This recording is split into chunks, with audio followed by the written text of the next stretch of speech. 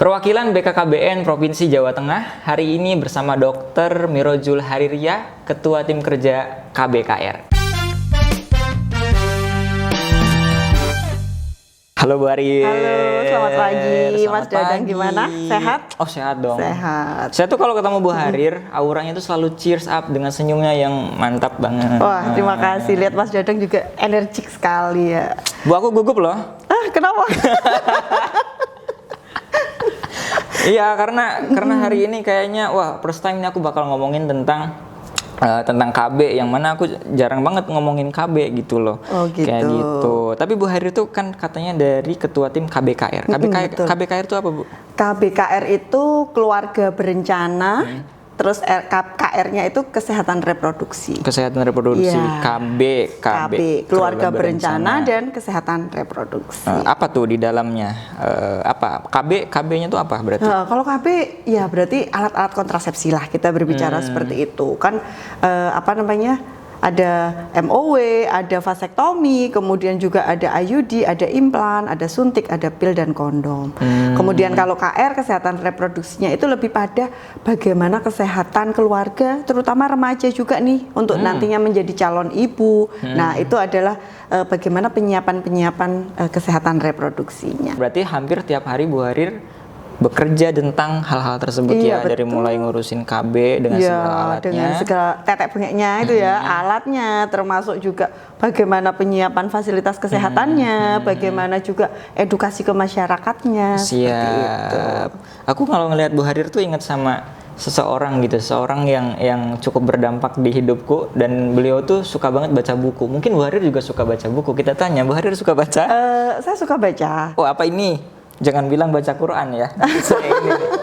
Enggak, saya tuh suka ini loh, banyak buku-buku yang motivasi dalam hidup, seperti seni untuk bersikap bodoh amat, kemudian bagaimana kepemimpinan dan lain sebagainya. Sebenarnya buku-buku itu menjadi inspirasi kita ya dalam dalam sehari-hari, kemudian dalam kita, karena kerjaan kami itu juga banyak mengedukasi orang, banyak mempengaruhi orang.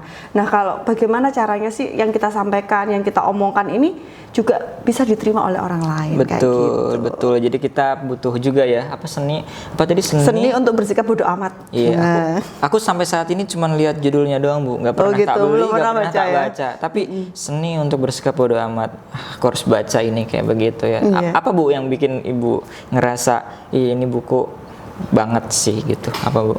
Jadi di situ tuh kita diajari ya, disampaikan bagaimana sih cara kita menghadapi mungkin berbagai macam tekanan, berbagai macam tipe orang gitu ya. Bagaimana kita bisa bersikap santai, bersikap bodoh amat, tetap kita berfokus pada apa yang menjadi goal kita. Jadi jangan sampai lingkungan itu terlalu mempengaruhi kita tanpa kita sendiri punya tujuan yang ingin kita capai. Seperti itu. Bodoh amatnya in a good way, bukan in a bad way ya. Bukan dalam hal yang mengabaikan, tapi dalam hal yang bagus untuk fokus pada tujuan kita. Betul. Itu anak muda sekarang butuh banget itu tuh, karena terlalu banyak distraksi lewat ini nih. Jadi kayak overthinkingnya kemana-mana kayak gitu kan. Mantap Bu Harir.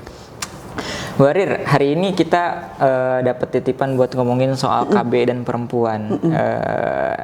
KB dan perempuan nih ya, ini belum titik, tanda tanya, koma atau apa. Tapi menurut Bu Harir gimana? KB dan perempuan? Ya, KB dan perempuan. Kenapa sih kok KB itu lebih banyak dianggap urusan perempuan? Karena kalau tidak KB, terjadi kehamilan, yang merasakan siapa? Perempuan, yang hamil perempuan. Terus kemudian dia melahirkan, yang melahirkan perempuan, kan seperti itu. Nah, kalau laki-laki mungkin kan laki-laki yang enaknya. Laki-laki yang enaknya gitu ya, tapi perempuan yang merasakan dampaknya. Kemudian pilihan alat kontrasepsi pun sebagian besar itu perempuan yang banyak. Ada suntik, ada pil ya, kemudian ada IUD, ada implan, MOW itu banyaknya perempuan. Kalau laki-laki hanya kondom sama vasektomi, pilihannya terbatas. Jadi makanya kenapa kok kalau ngomong KB itu ya urusan perempuan, karena kalau gagal nggak KB, yang hamil itu dampaknya yang merasakan perempuan.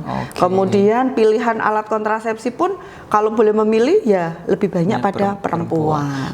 Jadi bukan semata-mata mendiskreditkan ya bahwa ini urusan perempuan doang, tapi memang ya ini dilalah gitu ya masyarakat kalau yang terjadi ya nanti yang capeknya si perempuan dan semacam kayak begitu. Tapi sebenarnya ini loh, laki-laki itu juga punya kesempatan gitu. Karena kan ada kondom sama vasektomi tadi. Nah, itu yang mungkin jarang juga masyarakat atau bapak-bapak itu yang tahu. Tahunya mungkin banyaknya kondom. Betul. Mungkin kurang tahu terkait dengan Vasektomi tadi ya. tersebut. Iya, tapi memang kalau bapak-bapak mau pakai kondom seterusnya enggak? Kayaknya sih nggak mau ya. Enggak. Lebih enak nggak pakai kondom ya katanya bapak. Iya dong. Ya dong, kayak aku udah punya aja ya. Emang aku udah punya ya. Iya, tapi memang sekilas gitu ya, memang sepertinya KB itu yang ya itu urusan perempuan gitu. Tapi sebetulnya nggak gitu dong, Bu. Maksudnya ya nggak sih? Itu cuman kayak stereotip ataupun mungkin ya udah labeling aja, tapi realnya nggak gitu juga. Gitu gak sih?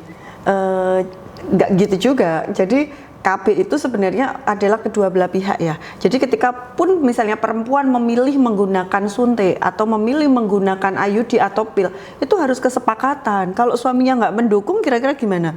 Pil itu kan harus diminum setiap malam. Suaminya nggak mendukung nih, aduh jangan minum lah, lupa. Akhirnya kan gagal, terjadi kehamilan. Jadi ya memang istilahnya harus ada kesepakatan kedua belah pihak dalam memilih kontrasepsi yang sesuai. Kalau ibunya yang ngeyel, si istrinya yang ngeyel, aku gak mau KB, gitu. Terus padahal si cowoknya karena si laki-laki punya punya rasa yang tinggi, pengen terus si wah ini ada yang ngomong di belakang, oh itu hostnya katanya begitu. Enggak, tolong, ini dari gimana tuh Bu? Ini si istrinya yang nggak mau, tapi si laki-lakinya ayo KB lah biar bisa tiap hari gitu misal. Gimana Bu? Ya kalau gitu laki-lakinya dong yang milih KB, ya kan gampang. tolong itu gak usah ditanyakan ya Bang Laja. Jadi sebenarnya gini loh, pemilihan KB apa yang cocok untuk pasangan itu ya memang harus konseling, ada konseling namanya. Kita ada tenaga bidan, ada tenaga dokter, itu kenapa? Di situ nanti akan dipilihkan mana yang cocok untuk pasangan. Misalnya Mas Dadang nih sama istrinya ternyata pakai implan nggak cocok nih, pakai IUD nggak cocok. Nah mungkin yang cocok Mas Dadang, atau mungkin di pasangan yang lain, misalnya ada si A gitu ya. Nah si A ini istrinya pakai implan cocok, katanya kan implan bikin gemuk dan lain sebagainya, ternyata enggak, aman-aman saja. Ya udah berarti kita pilihkan itu. Jadi memang individual, setiap orang itu kebutuhannya dan yang cocok buat dia itu berbeda-beda, dan itu harus sepakat. Makanya kenapa ketika konseling ya ke bidan atau ke dokter itu suami istri tuh harus datang bareng. Nanti kita konseling bersama, nanti pilih KB apa yang cocok, apa itu kelebihannya, apa itu kekurangannya, bahkan efek sampingnya itu harus dijelaskan. Oke, berarti ada konseling bersama, kemauan untuk ber-KB, berangkat ketemu pasangannya. Iya, ketemu dokter, ketemu bidan, ngobrol di situ. Saya seperti ini kondisinya, kira-kira yang cocok yang mana. Abis itu dicoba ya Bu, karena nggak mungkin kayaknya kamu cocok pakai ini, terus abis itu nggak gitu kan ya. Kalau misal nyoba satu, terus ternyata ada ketidakcocokan, berarti gimana tuh Bu? Langsung ganti atau evaluasi gimana tuh? Jadi biasanya kalau misalnya nih pakai implan gitu, biasanya kan ada masa adaptasi ya. Di 1 bulan, 3 bulan pertama itu mungkin kadang ngeflek atau seperti apa, itu jangan langsung ganti. Takutnya tuh kebanyakan masyarakat itu pakai implan atau pakai IUD nggak cocok, udah langsung minta dilepas gitu ya. Sebenarnya itu harusnya dia datang aja ke bidan atau ke dokter, nanti dikonseling, dicek ulang. Ada yang namanya efek samping. Efek samping itu hal yang biasa. Oh ya, itu biasanya wajar terjadi dalam 3 bulan pertama, tapi nanti setelah itu dia akan membaik dan akhirnya tubuh beradaptasi. Namanya tubuh ya, kita beradaptasi lah pasti. Saya biasanya jarang olahraga nih, pasti kan kaget ya, ada kayak kram kaki di awal-awal, tapi setelah saya rutini 1 bulan gitu kan, akhirnya kan juga jadi lebih rileks, lebih longgar gitu. Nah itu sama dengan KB juga seperti itu. Jadi ada masa adaptasi atau penyesuaian. Oke, artinya ketika mengambil satu metode kontrasepsi yang dipasang gitu ya, nggak langsung ujung-ujung, aku nggak cocok gitu, tapi tunggu waktu adaptasinya. Iya. Dan kalau misalnya kok masih berlanjut, konsultasikan ke bidan atau ke dokter terdekat. Jangan diputuskan sendiri, gitu ya Mas Dadang ya. Alat kontrasepsinya pakai kondom, ada adaptasinya tapi kok, kayak gitu. Oh mungkin salah pilih kondomnya. Salah pilih kondom itu. Karena sebenarnya saat ini tuh ya, kalau mungkin kondom-kondom kita, saya berbicara alat kontrasepsi ini kan banyak, ada yang disediakan pemerintah dan ada yang mandiri atau yang di swasta yang beli-beli di apotek itulah. Nah itu kalau memang yang disediakan pemerintah kita kan pilihannya terbatas. Tapi masyarakat itu bisa juga mengakses alat kontrasepsi mandiri. Kondom itu sekarang ada yang 0,03 mili, sangat tipis sekali, mereknya saya sebut ya. Cuman itu memang kita tidak disediakan oleh BKKBN, tapi itu bisa diakses mandiri. Atau ada yang bergerigi, ada yang beraroma, ada itu yang audiens di sana pada senyum-senyum loh Bu. Jadi kita rubahlah mindset bahwa kita berpikir bahwa wah kondom itu nggak enak. Padahal kondom itu sekarang sudah banyak variasi-variasinya. Tinggal masyarakat memilih aja mana yang paling disukai. Oke, siap. Ini edukasi tentang perkondoman mantap sekali. Bu Harir itu dari tadi kan bilang ada alat kontrasepsi ini itu. Emang ada berapa banyak sih Bu? Maksudnya ada apa aja nih biar aku mungkin atau teman-teman juga lebih urut. Oh ada 1, 2, 3 gitu. Kita alat kontrasepsi itu kita bagi modern sama tradisional ya. Kita bicara yang modern karena yang dipasang atau istilahnya digunakan oleh akseptor itu kebanyakan alat kontrasepsi modern. Itu yang paling bagus paling kecil lah kemungkinannya dia resiko kehamilan. Itu ada vasektomi untuk laki-laki, kemudian ada tubektomi atau MOW untuk perempuan. Itu kayak steril istilahnya. Itu yang kita sebut aja permanen gitu ya? Ya, yang permanen atau steril. Kemudian ada yang metode kontrasepsi jangka panjang, itu ada IUD. Ya, IUD itu bukan iki ucul dadi ya, bukan ya. Tapi adalah intrauterine device. Jadi artinya alat kontrasepsi yang dipasang di dalam rahim. Biasanya itu untuk 8 tahun. Lah lumayan kan?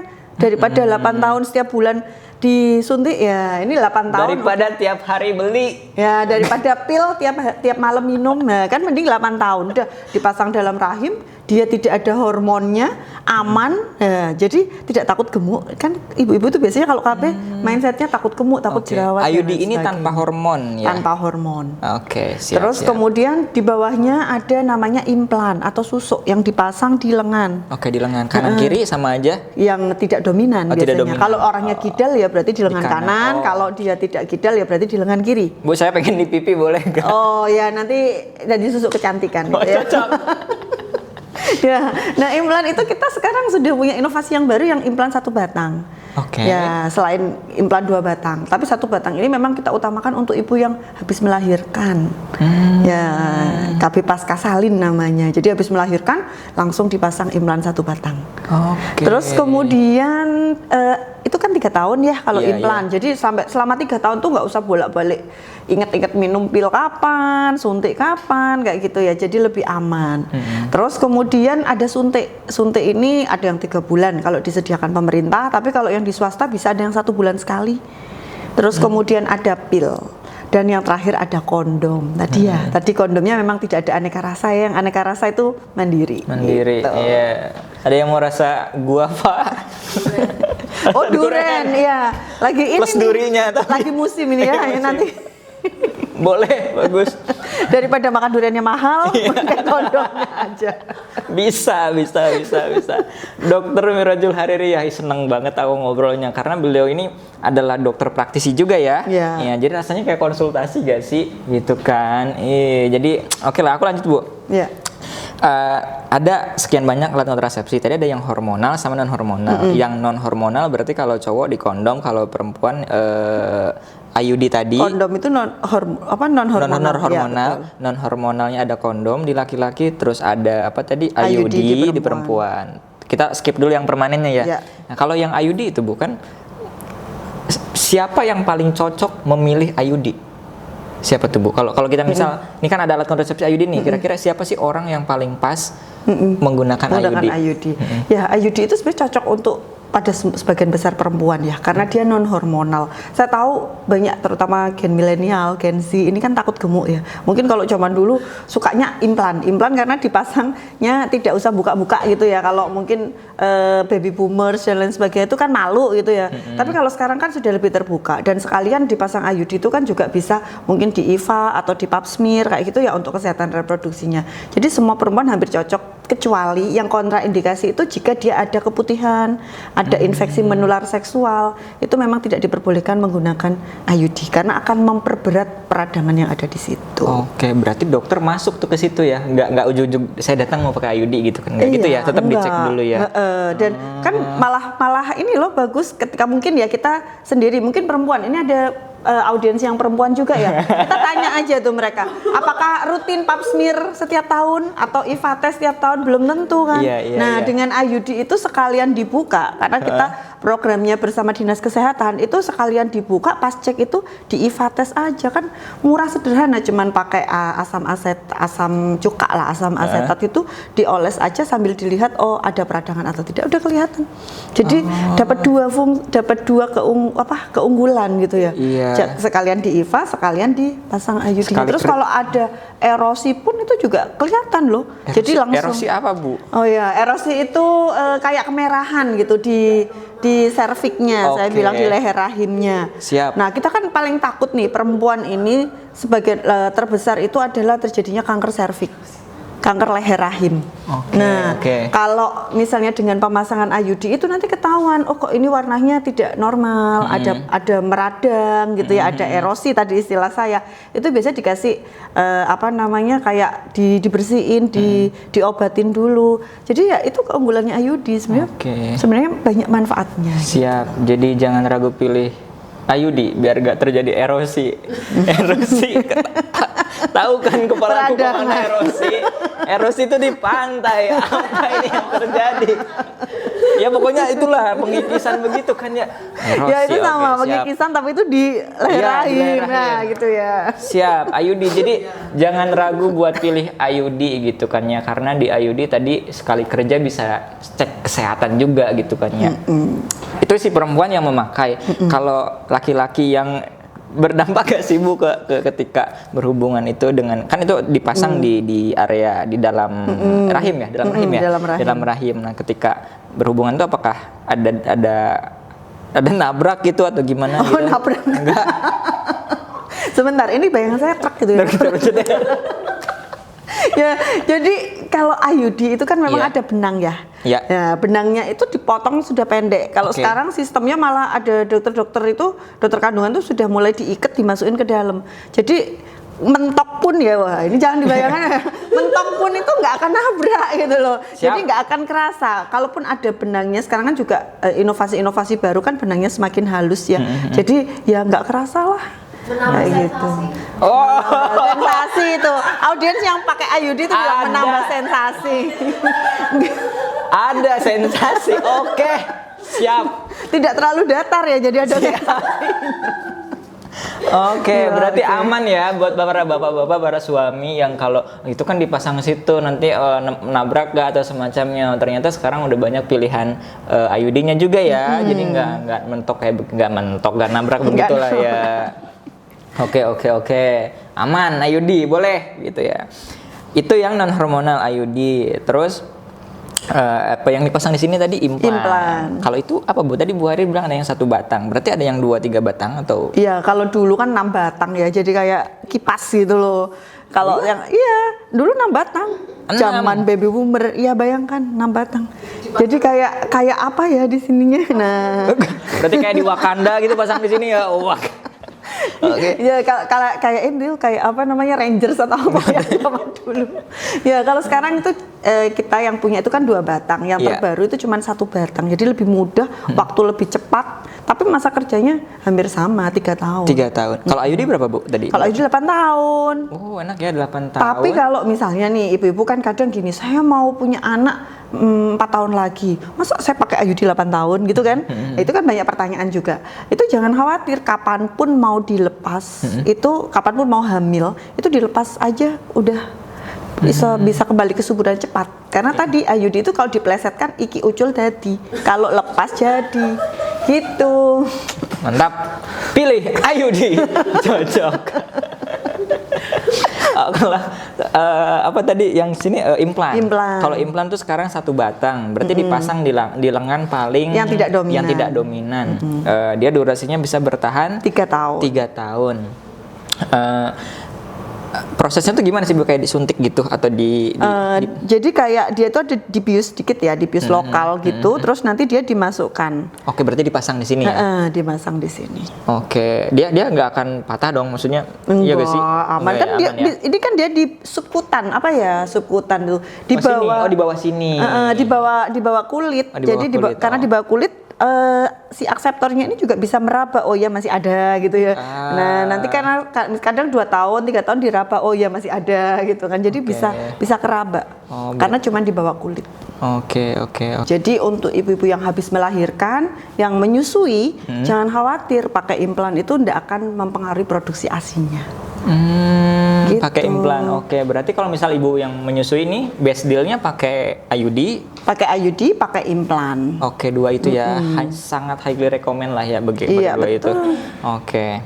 Bu, kalau ini udah pakai implan gitu, terus misal nggak cocok tuh gimana tandanya? Ada gimana tuh? Kan Biasanya kalau pakai implan tuh kebanyakan keluhannya ini ya, dia apa namanya, kayak jadi gemuk kayak gitu ya. Padahal sebenarnya kan terjadi gemuk itu ya belum tentu juga karena kontrasepsi. Ya karena kita banyak makan aja juga gemuk kan gitu ya. Jadi istilahnya kadang masyarakat itu salah mengartikan bahwa oh nanti kalau pakai implan jadi gemuk dan lain sebagainya kayak gitu sih, atau kalau tidak kadang bengkak.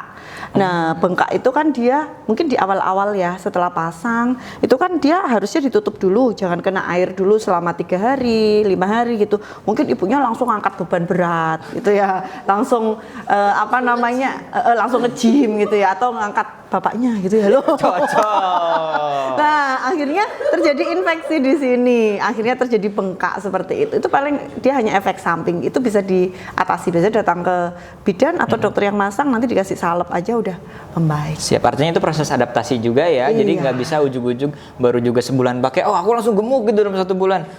Kayaknya ntar dulu deh gitu kali ya. Iya betul. Dan sebenarnya implan itu kalau dari hasil penelitian ya, implan itu angka kegagalannya paling rendah, hanya 0,05%. Kegagalan apa maksudnya? Jadi terjadi kehamilan. Oke. Jadi penggunaan implan itu sangat aman, dan dia karena kan di bawah lengan dan 3 tahun, angka kegagalannya terjadi kehamilan itu hanya 0,05%. Jadi aman juga pakai implan. Pertanyaan bodoh nih Bu. Hari ini pasang implan, malam langsung aman? Atau harus pakai kondom Biasanya dulu? nunggu dulu ya 3 hari supaya kan itu hormon ya, ada hormon. Supaya hormonnya itu beredar ke darah dulu. Jangan langsung ngegas, Mas. Ini. Biasanya kita edukasi ya, kalau misalnya habis pasang IUD atau pasang implan, tunggulah. Kalau misalnya nggak tahan ya pakai kondom dulu 3 hari. Jadi supaya efektif dulu. Kalau IUD sih langsung efektif ya, karena IUD kan dipasangnya langsung di rahim ya. Tapi kalau implan kan dia ada hormonnya tadi yang harus beredar ke darah. Ya tunggu, kasih waktu lah. Gitu. Para suami, beri waktu kepada hormon menyesuaikan. Jangan ke susu ya. Anda semangat sekali. Badminton sering-sering. Nanti orang-orang kantor yang sering badminton. Oke. Berarti ketika hari ini dipasang, anggaplah kasih 3 hari lah gitu ya, untuk si hormon itu menyesuaikan ke tubuh, sehingga sudah oke lah kayak begitu ya. Sudah berfungsi gitu ya. Berfungsi, iya, siap. Aku suka nih yang implan ini karena tidak berdampak ke ASI juga, terutama buat ibu-ibu hamil yang menyusui. Kalau hamil nggak ada ASI-nya. Iya, hamil nggak padahal pakai. Semua ibu itu pasti menyusui ya sebenarnya ya.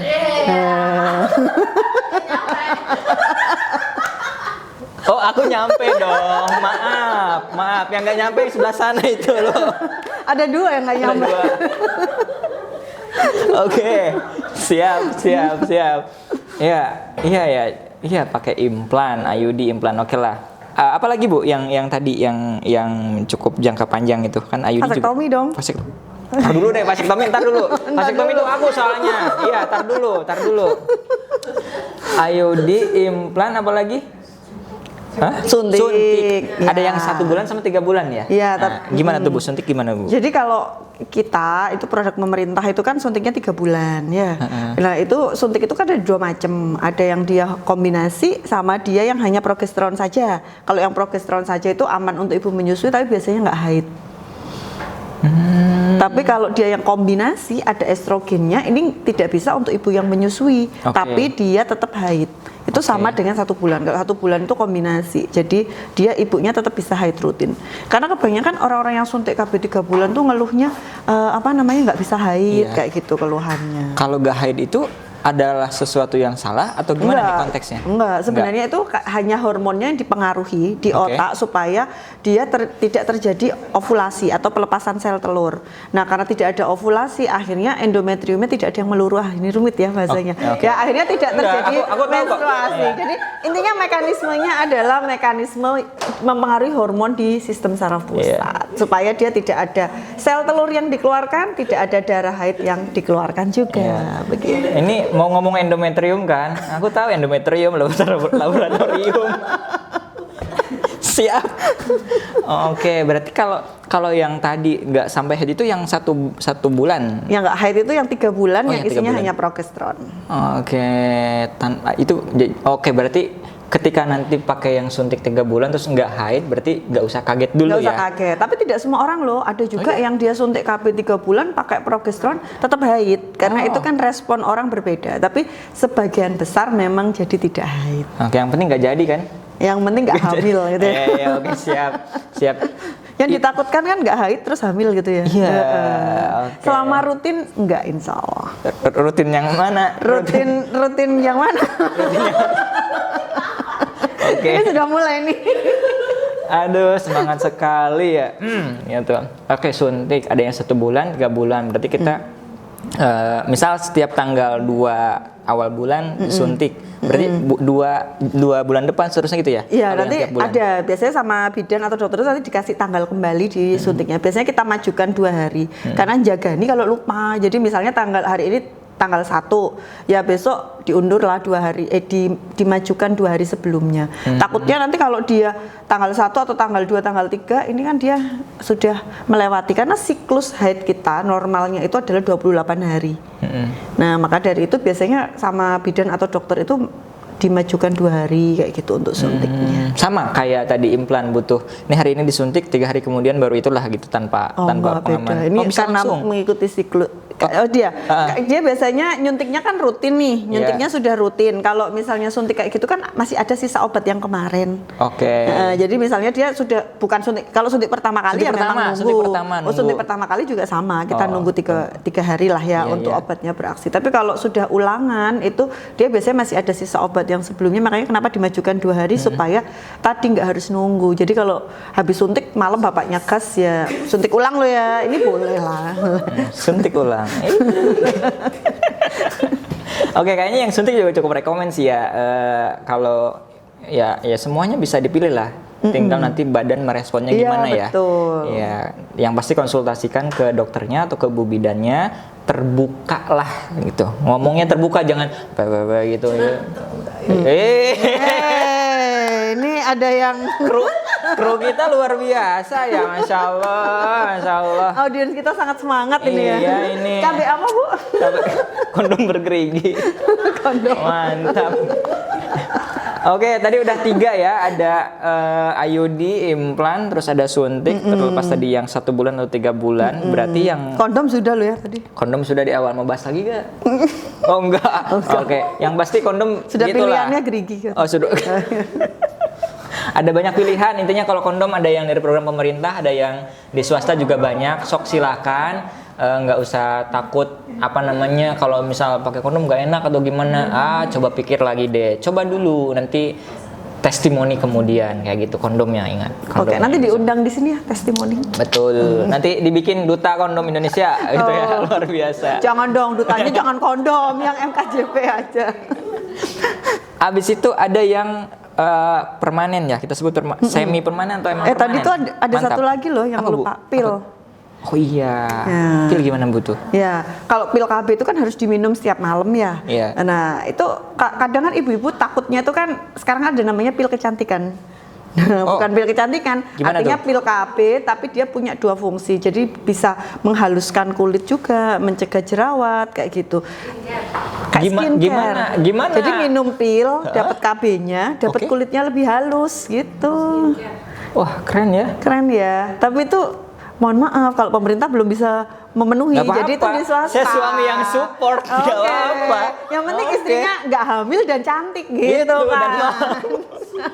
dan aman. Ya, itu bisa didapat kok di apotik, di toko-toko obat dan lain sebagainya, itu bisa didapatkan. Namanya ya. Oke. Itu ada. Terima kasih. Saya nanti cek habis ini ya. Oke, berarti nih kalau tadi pil ada juga yang bisa hormonnya itu salah satunya berdampak ke jadi lebih glowing, lebih halus kayak gitu ya. Oh iya. KB bikin glowing. Tapi memang bikin glowing, Bu. Iya. Terus terang aku Saya tuh punya pasien saya dipraktekkan itu dia selalu pakai. Dan memang dia kenapa pakai itu, saya tuh kalau lepas dari kok saya nyebut merek ya, lepas dari pil yang itu tuh kayak jerawatnya dia tuh nggak terkontrol, banyak banget gitu. Oke. Nah tapi dengan dia konsumsi itu, dia selain tidak hamil, dia tuh kulitnya jadi bersih. Itu pengalaman. Gimana penjelasan logisnya atau medisnya gimana? Ya karena di dalam kandungannya itu ada hormon yang membuat lebih menekan kayak jerawat, menekan pertumbuhan komedo di kulit. Jadi kulitnya tuh jauh lebih halus. Kandungan di dalamnya. Best deal ini daripada beli buat skincare. Iya. Jadi sekalian nggak hamil, sekalian skincare gitu ya, diminum juga kan. Saya dukung pil KB. Aku suka kayaknya yang pil KB selain yang kondom tadi ya. Pil KB oke lah gitu ya. Mbak Rir, pil KB aku oke, tapi kan itu harus kesepakatan dua orang ya, suami dan istrinya, karena pil KB itu kan tiap hari ya diminum. Iya, di jam yang sama loh. Jadi misalnya hari ini jam 8 malam ya jam 8 malam, jangan hari ini jam 8 malam besok jam 8 pagi, ini hormonnya kacau. Jadi cara minumnya harus di jam yang sama setiap hari. Iya. Ya kalaupun telat setengah jam masih nggak apa-apa, tapi jangan yang terlalu jauh. Nanti kan dia hormonnya ini jadi nggak bagus untuk dikonsumsi. Berarti harus disiplin, konsisten. Iya. Buat kamu yang malesan, suka lupa, mending pakai yang lain, IUD aja atau implan. Pil KB sama pilkada. Pil KB sama pilkada, apa bedanya katanya? Kasih tau gak? Kalau pil KB, kalau jadi kalau lupa jadi, kalau pilkada Oke, tidak semua seperti itu. Amanah. Siap, kita sekarang mau lanjut ke vasektomi sama tubektomi. Itu kan permanen nih. Ya, sebelum ke vasektomi, tubektomi dulu deh. Oke. Tubektomi gimana, Bu? Jadi kalau tubektomi itu kan ada tuba ya. Kita setiap bulan perempuan itu kan menghasilkan sel telur. Nah, sel telurnya kan lewat di tuba di situ, kalau ketemu sperma, nah ini terjadi kehamilan. Maka di tubanya ini dilakukan ada yang pemotongan, ada yang pengikatan, tekniknya berbagai macam. Karena sekarang kan sudah mulai ada yang diikat saja. Kalau dulu kan dipotong, kalau sekarang ada yang dipotong ya diikat saja. Kapan keputusan untuk ngambil tubektomi itu bagus gitu atau yang pasti yang pertama jumlah anaknya sudah minimal 2. Anaknya sudah nggak ada yang balita, kemudian ibunya ini resiko tinggi kalau hamil, misalnya usia sudah di atas 40 tahun, kemudian dia ada hipertensi, ada gula, ini kan resiko tinggi ya kalau terjadi kehamilan. Itu lebih bagus memang dilakukan tubektomi. Ada faktor resiko yang mendorong sehingga best dealnya kamu pakai tubektomi aja begitu. Terus ya. jumlah anak juga sudah mantap gitu tadi, kesepakatan suami istri, udahlah nggak usah nambah anak lagi, resikonya sudah tinggi untuk hamil, ya udah dilakukan tubektomi. Oke, nomor 1 kesepakatan suami istri, sepakat fix. Kedua, pendukung-pendukung lainnya juga anak sudah cukup, sudah oke. Terus hubungan suami istri juga bagus semuanya. Nah, coba nanti bisa pertimbangkan dan konsulnya ke dokternya. Jangan konsul ke tetangga, karena tetangga kan bisa aja kayak ya gitu ya. Iya. Terus ini banyak juga sekarang fenomena itu usia muda sudah pengen tubektomi. Muda Ya, itu di berapa bawah nih? 30 tahun. Oke. Pasangan-pasangan muda. Mungkin karena saat ini tuh banyak yang pengen punya anak satu aja lah gitu ya. Udah punya anak satu udah mantep. Nah, cuman kita biasanya pertimbangkan lagi resiko. Namanya pasangan muda masih suka tengkar-tengkar kadang. Oh iya. Siapa tahu terjadi hal yang tidak diinginkan, atau mungkin anaknya masih balita, ini kan masih rentan sakit. Iya. Ya apalagi sekarang mewabah baru lagi super flu itu ya yang lagi rame. Kalau terjadi hal yang tidak diinginkan sementara dia masih usia terlalu muda, sudah diputuskan tubektomi atau vasektomi gitu ya, nanti terjadi sesuatu terus pengen punya anak lagi bingung gitu ya. Berarti ada pendekatan sosial gitu juga ya, dilihat jadi juga ya. biasanya memang tenaga kesehatan akan melihat juga dari usia, dari tadi itu ada faktor-faktor sosial yang mungkin tidak terlihat ya, yang kasat mata itu ya, itu jadi bahan pertimbangan juga untuk memutuskan. Tidak sebatas langsung potong, oke setuju gitu nggak, tapi dilihat juga pendekatan. Ini kenapa nih ngambil tubektomi atau vasektomi, ada faktor lain nggak kayak gitu ya? Ya intinya mencoba bijak dalam memberikan keputusan gitu ya. Iya betul. Siap tubektomi. Kalau tubektomi sudah gitu kan, dan ketika sudah dilakukan tindakan tersebut ya sudah ya Bu ya, aman ya, maksudnya sudah aman. Ya mau apa? Pokoknya aman. Semangat banget Pak, ngegas Aman. terus. Aman. Karena masih muda dia. Saya masih muda. Mas Dada nggak usah tubektomi ya, atau vasektomi dulu? Iya, saya masih semangat. Dia kondom bergerigi aja. Ya Atau Allah. pil kecantikan. Sensasinya tadi, tabrakan tadi ya. Ya. Ini motivasinya teman-teman luar biasa ya. Ini pakai IUD, sensasinya luar biasa. Astagfirullahaladzim, luar biasa.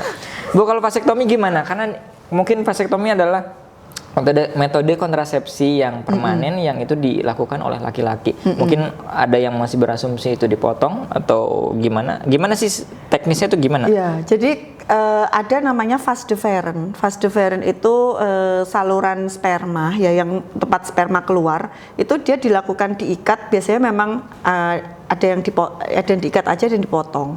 Nah, itu tujuannya apa? Tujuannya supaya ketika hubungan suami istri itu spermanya nggak ada yang keluar. Kan yang membuat hamil itu kan sperma. Iya. Tapi jangan salah, namanya apa ya, air mani ya, air maninya itu tetap bisa, air mani apa sih namanya itu? Ya cairan mani. Cairan mani ya, yang dari prostat itu ya, Iya. yang dari prostat itu tetap bisa keluar. Jadi tetap dia bisa berejakulasi tapi tanpa sperma. Kalau dibayangkan itu cendol, sperma itu kan cendolnya. Jadi tetap bisa minum es tapi nggak ada cendolnya, nggak ada Siap. spermanya gitu. Saya tidak membayangkan.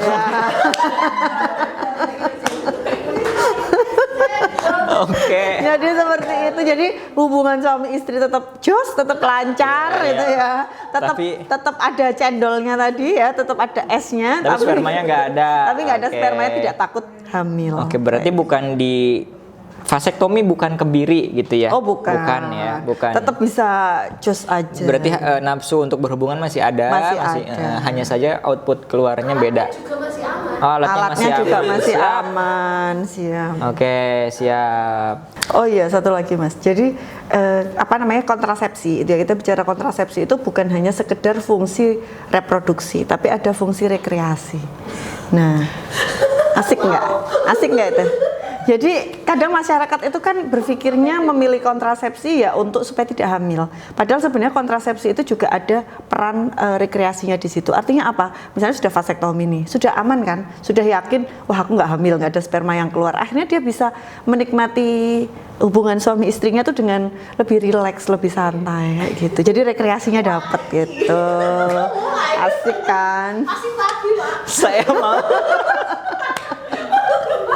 Saya mau di hutan pakai glowing dada. Oke. Ya memang kalau bicara apa namanya, kontrasepsi, reproduksi gitu, kalau kita ngomongin itu adalah tabu mulu gitu ya, gak akan terbahas ya, gak akan tersosial. Jadi coba kita bahasakan itu dengan bahasa yang penuh canda tawa gitu ya, bukan hal yang memalukan, tapi memang itu adalah kebagian dari hidup kita yang nyata. Iya, betul. Kita juga membutuhkan itu untuk pengendalian penduduk yang lebih baik. Tepuk tangan dong. Aduh. Dan satu lagi juga ya, bahwa kalau misalnya orang itu kan konotasinya KB itu ya anaknya banyak kayak gitu kan, ditekan supaya sedikit. Padahal sebenarnya KB itu untuk peningkatan kualitas keluarga. Ya kan, dengan Gimana? punya anak 1, punya anak 2, jaraknya itu diatur. Cara ngaturnya gimana? Pakai kontrasepsi dong tentunya. Nah, akhirnya apa? Keluarganya juga secara pendidikan jauh lebih bagus, secara bagaimana psikologis anaknya juga bisa lebih bagus. Akhirnya kan menuju Indonesia Emas 2000 berapa? 45. Nah, itu bisa lebih terwujud gitu loh. Jadi terutama teman-teman Gen milenial, Gen Z, jangan takut KB. Banyak pilihannya ya. Tujuannya adalah untuk keluarganya berkualitas tadi. Cocok, tepuk tangan, respect. Aku suka ini kalau udah ada Indonesia Emas. Oh, luar biasa. Tapi memang ya kan kita suka mikirnya KB ya udah hanya untuk hubungan di situ selesai, tapi ternyata itu berdampak juga ke kesejahteraan ya Bu ya. Iya betul, ke kesejahteraan keluarga, kualitas SDM dan lain sebagainya itu pengaruhnya ke situ. Iya siap. Sekarang kita ini loh TFR ya, TFR kita total fertility rate, total kelahiran dalam apa ya keluarga gitu ya istilahnya, jumlah anak yang dimiliki. Dengan jumlahnya 2 itu ideal loh. Kenapa? Karena 2 apalagi 1 perempuan misalnya 1 laki-laki, 1 menggantikan peran ibu, 1 menggantikan peran ayah. Jaraknya juga diatur, ya kan? Nah, akhirnya apa? Anaknya ini berkualitas, pendidikannya bagus. Ini teman-teman ini anaknya 2 banyak ya juga ya. Nah, itu jadi lebih bagus, pendidikannya lebih terarah, kemudian waktu ibunya pun bekerja itu juga punya waktu ya kan. Kalau punya anak banyak kan tidak sibuk dengan ngurus anak di dapur ya. Kalau dulu kan perempuan itu identiknya di dapur, sekarang perempuan juga bisa berkarya. Betul. Anaknya juga bisa terurus, pendidikannya lebih bagus. Nah, itu karena apa? Karena program KB. Itu yang jangan dilupakan. Ingat. KB dan perempuan itu bukan karena alat KB-nya lebih banyak buat perempuan, tapi buat itu tadi yang disampaikan, perempuan jadi bisa mengaktualisasikan dirinya. Betul. Gitu. Karena banyak perempuan-perempuan sekarang juga yang aktif ya Bu ya. Maksudnya di karir juga bagus, terus pemikir-pemikir sekarang juga di masyarakat juga bagus dan lain sebagainya. Iya. Bu, kalau misal aku pengen, mungkin Ibu ada pengalaman di lapangan tentang per-KB-an ini, mungkin yang cukup bisa di-sharingkan bahwa KB ini atau pelayanan KB ini semenyenangkan itu gitu. Ada nggak Bu? Ya, yang banyak itu sekarang ya di masyarakat kota itu lebih menyukai menggunakan IUD. Oh. Iya, di kota Semarang, di kota Surakarta, masyarakat kota mungkin karena sudah teredukasi bagus ya, baik ya terutama anak-anak milenial, Gen Z itu karena tidak ada hormonalnya tadi. Nah, kemudian tidak ada efek samping dan lain sebagainya, dan masa waktunya 8 tahun, apalagi ketika nanti dia pengen hamil lagi, tinggal dilepas aja, dia kembali ke suburannya cepat. Jadi IUD ini sekarang menjadi tren, sudah mulai meningkat. Meskipun di Jawa Tengah sebenarnya paling tinggi itu penggunanya suntik ya, suntik paling banyak, kemudian di bawahnya ada implan, kemudian IUD ini yang sudah mulai merangkak naik. Mungkin seperti itu. Oke, implan, IUD, suntik tertinggi, iya. Keduanya implan baru IUD. Tapi di perkotaan lebih dominan yang IUD-nya. Sudah beralih ke IUD sekarang. IUD-nya, iya. Oke, banyak pilihannya ya. Tinggal diskusikan suami istri, cocok yang mana, sok silahkan begitu. Kalau dari seluruh alat kontrasepsi itu, Bu, kalau kita akan merekomendasikan nih Bu, timing paling tepat untuk ber-KB itu kapan sih Bu? Ya jelas ketika kamu berencana ingin mengatur anak atau macamnya ya di saat itulah, tapi ada mungkin timing tertentu itu Bu? Ya, paling bagus adalah pasca persalinan ya, habis melahirkan. Jadi artinya apa? Ketika dia habis melahirkan, dia sudah ber-KB, nanti dia akan bisa mengatur jarak anak berikutnya. Gitu ya. Ya, jarak kelahiran berikutnya supaya ya nanti minimal lah setelah 2 tahun. Karena kan kita punya 1000 hari pertama kehidupan supaya optimal. Nah, itu jadi dipilihlah pemilihan yang paling tepat itu terutama di pasca persalinan. Kalau nih nikah terus. Tapi kapanpun ya boleh. Kalau misalnya kapanpun ada namanya KB interval gitu ya. KB interval kapanpun juga boleh. Atau kadang gini juga, pasangan muda itu mungkin menikah umur masih 19 tahun ya namanya. Mungkin di desa atau di mana sudah diminta menikah, padahal itu kan belum usia yang ideal untuk hamil. Betul. Karena di bawah 20 tahun masih cukup banyak resiko. Akhirnya dia memilih kontrasepsi, menunda kehamilannya. Itu juga bisa menggunakan kontrasepsi. Jadi ada banyak waktunya, terutama memang setelah melahirkan itu untuk memutuskan. Kalau misalnya ini anaknya sudah 4 habis melahirkan, ya waktunya untuk bertubektomi atau vasektomi kan, yang kontrasepsi mantap. Misalnya ini anaknya masih 1, pengen punya anak lagi tapi nanti 3 tahun lagi, pilihlah yang IUD atau implan kayak gitu, seperti itu. Berarti timing perfectnya ya, bukan perfect ya, lebih baik direkomendasikannya adalah pasca persalinan. Nah, jadi punya anak dulu 1, lahiran, nanti pakai KB sesuai pilihan sesuai gitu ya. pilihan, sesuai kebutuhan, kesepakatan keluarga. Betul. Jadi kalau kecuali kalau yang tadi nikah mau langsung KB mungkin karena usianya masih di bawah cocok untuk melahirkan itu ya. Betul. Misalnya di bawah 21 gitu kan ya, ya udah pakai KB dulu kayak gitulah ya, begitu ya. Untuk menunda kehamilan. Jadi memang KB itu ada namanya menunda kehamilan, menjarangkan atau membatasi. Itu ada 3 tujuannya di situ. Jadi kalau menunda kehamilan itu misalnya menikahnya terlalu muda nih, 19 tahun, nunggulah 20 tahun, 21 tahun untuk hamil, ini tujuannya adalah untuk menunda. Tapi kalau dia sudah punya anak 1, untuk berikutnya yang pasca salin tadi untuk biasanya mengatur aja kapan punya anak lagi. Atau kalau dia anaknya sudah cukup, usianya sudah lebih dari 40 tahun, ini kan sudah saatnya mengakhiri nih karena resiko 4 terlalu. Itu adalah tujuan KB-nya adalah untuk mengakhiri, bisa dipilih MKJP atau yang permanen tadi kayak gitu. Keren ya, mantap. Bukan hanya produknya aja nih, tapi BKKBN ngatur juga nih timingnya dari mulai menunda, mengatur, dan juga membatasi. Mantap. Aku masih proses apa berarti? Aku masih proses menunda aja. Mau nambah lagi kan? Mengatur jarak. Oh ya, mengatur. Jarak. Oh ya, kok menunda? Udah ketahuan berarti udah punya anak 1 ya kan? Padahal ngakunya masih single. Oke Bu Harir, aku suka obrolan hari ini karena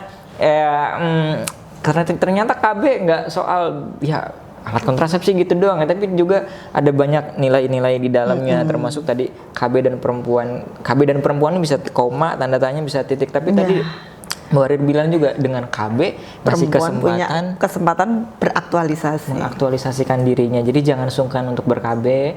Para suami juga sok ngobrol sama istrinya gitu kan ya. Atau misal mau ngobrol ke BKKBN ada kan ya Bahtera Cinta ya, bisa ngobrol juga ke situ, coba tanya gitu. Saya pengennya KB tapi istri gak mau, gimana gitu kan ya. Nanti mungkin akan dikasih ini. Bu Harir, mungkin Bu Harir punya 1-2 hal yang mewakili Bu Harir banget gitu ya. Kayak ini aku banget dan pengen disampaikan ke teman-teman yang nonton. Boleh? Apa ya? Aku suka mie ayam gitu misal. Boleh Bu Harir? Aku suka apa ya? Aku suka kamu ya, enggak ya? Nah, maksudnya ini hostnya ini keren gitu loh. Hostnya ini bisa menyampaikan, membawa suasana. Tadi di awal kan hostnya nyampaikan enggak tahu tentang KB, tapi ternyata begitu masuk sangat pandai sekali untuk membawa suasana gitu ya. Saya belajar banyak tentang KB, terutama apa tadi, kondomnya. Ya mungkin ini satu hal yang disampaikan ya. Saya itu dulu tuh punya cita-cita saya dulu tuh menjadi dokter kandungan, spesialis kandungan, mungkin nggak kesampaikan. Akhirnya sekarang jadi dokter spesialis KB dan Kespro gitu.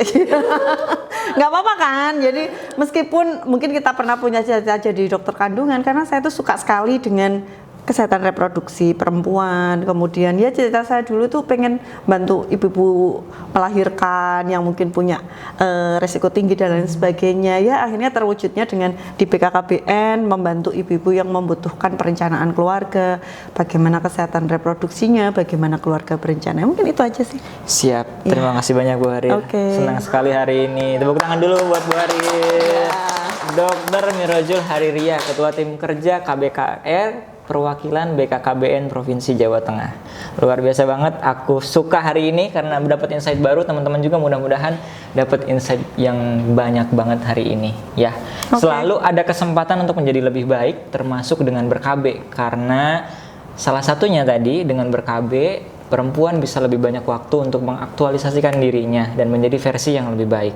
Dan akhirnya kami pamit undur diri. Dadah. Dadah. Sampai ketemu lagi. Terima kasih. Terima kasih.